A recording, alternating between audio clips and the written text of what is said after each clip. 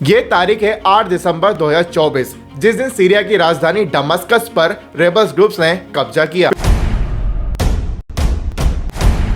कुछ ही देर बाद दोपहर में ये न्यूज आई कि बशर अल असद, जो कि देश के राष्ट्रपति हैं, वो देश छोड़कर जा चुके हैं। लेकिन सीरिया के अंदर इतनी बड़ी सिविल वॉर आखिर शुरू कैसे हुई और आखिर इस सिविल वॉर के पीछे कितनी बड़ी बड़ी ताकतों का हाथ है, तो चलिए आज की इस वीडियो में सीरिया की सिविल वॉर को डिकोड करते हैं। इस सिविल वॉर की शुरुआत होती है साल 2011 के अंदर, जब अरब स्प्रिंग की लहर पूरे मिडिल ईस्ट में फैल रही थी। जब ये लहर सीरिया तक पहुंचती है तो सीरिया के लोगों ने भी सरकार के खिलाफ प्रोटेस्ट चालू कर दिए, खास करके प्रेसिडेंट बशर अल असद के खिलाफ। देखिए, सीरिया के प्रेसिडेंट के खिलाफ ये जो प्रोटेस्ट चालू हुआ था यह धीरे धीरे वायलेंट होने लगा। देखिए, सीरिया के अंदर ये जो प्रोटेस्ट चालू हुआ, वहाँ की पब्लिक ने इसका मेन रीजन गवर्नमेंट को बताया। अभी करंट गवर्नमेंट वह माइनॉरिटी अलावी समुदाय के पक्ष में काम कर रही है और बाकी सभी लोगों को इग्नोर कर रही है। देखिए, सीरिया के अंदर अलावी कम्युनिटी की एक बहुत छोटी पॉपुलेशन रहती है और वहाँ के प्रेसिडेंट भी इसी कम्युनिटी से बिलोंग करते हैं और इसी वजह से बशर अल असद पिछले 50 साल से सीरिया के प्रेसिडेंट है और यही बात वहाँ के मेजोरिटी पॉपुलेशन को पसंद नहीं आती है। और जब सीरिया के प्रेसिडेंट ने इन सभी प्रोटेस्ट को दबाने की कोशिश करी तो यह उनकी सबसे बड़ी गलती बन गई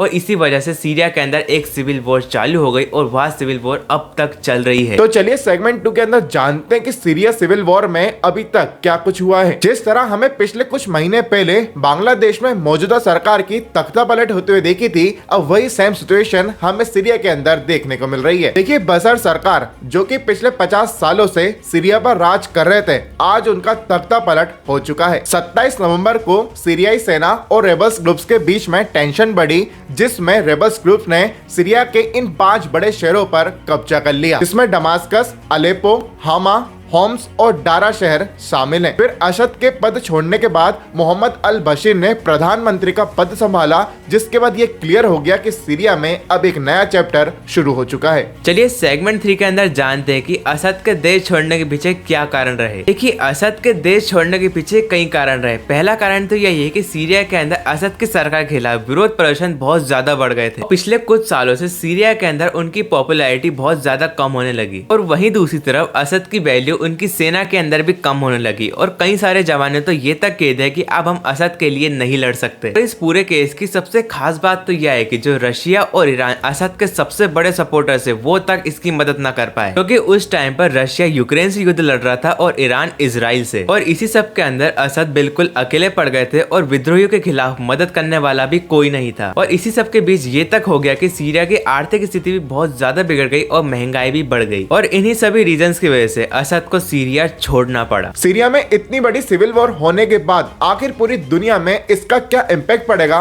खासकर हमारे इंडिया पर। देखिए, यदि किसी कंट्री में सिविल वॉर या कोई बड़ी टेंशन होती है तो उसका इम्पैक्ट दूसरी कंट्री पर तभी देखने को मिलेगा जब उसका रिलेशन उस कंट्री के साथ कोई बिजनेस में हो या कोई बड़े इन्वेस्टमेंट में। देखिए, हमारा इंडिया और सीरिया के बीच में कोई बड़ा ट्रेड रिलेशन या बड़ा इन्वेस्टमेंट नहीं है, इसलिए इंडिया पर इसका कोई बड़ा इम्पैक्ट देखने को नहीं मिलेगा। लेकिन ग्लोबल पर्सपेक्टिव से ये एक टेंशन का टॉपिक है। अफगानिस्तान, बांग्लादेश के बाद सीरिया एक ऐसी तीसरी कंट्री बन चुकी है जिसमें एक्सट्रीमिस्ट ग्रुप की वजह से सत्ता पलट गई है, जो कि दूसरे कंट्रीज के लिए एक टेंशन का सब्जेक्ट है। देखिए, असद के सरकार छोड़ने के बाद सीरिया का फ्यूचर अब अनप्रेडिक्टेबल हो चुका है। अब ये नहीं कह सकते कि सीरिया का फ्यूचर ब्राइट होगा या फिर नहीं। लेकिन अब सबसे बड़ा सवाल यह रहता है कि फ्यूचर के अंदर सीरिया को आखिर लीड कौन करेगा। लेकिन क्या अब सीरिया के अंदर कोई डेमोक्रेटिक चुनाव होंगे या फिर कोई रेबेल ग्रुप राज करेगा। और सीरिया की इंटरनल पॉलिटिक्स के अंदर रशिया और ईरान जैसे बड़ी ताकतों का एक बड़ा ही इंपॉर्टेंट रोल रहेगा। अब आने वाले टाइम में यह देखना बहुत ज्यादा इंटरेस्टिंग होगा कि क्या यह सिविल वॉर यहीं पर खत्म होती या फिर कोई और बड़ा रूप लेती है। वैसे आपके क्या ओपिनियन है इस पूरी वॉर के ऊपर, मुझे नीचे कमेंट्स में बताना बिल्कुल मत भूलना और ऐसे वैल्यूएबल कंटेंट के लिए just do follow and subscribe.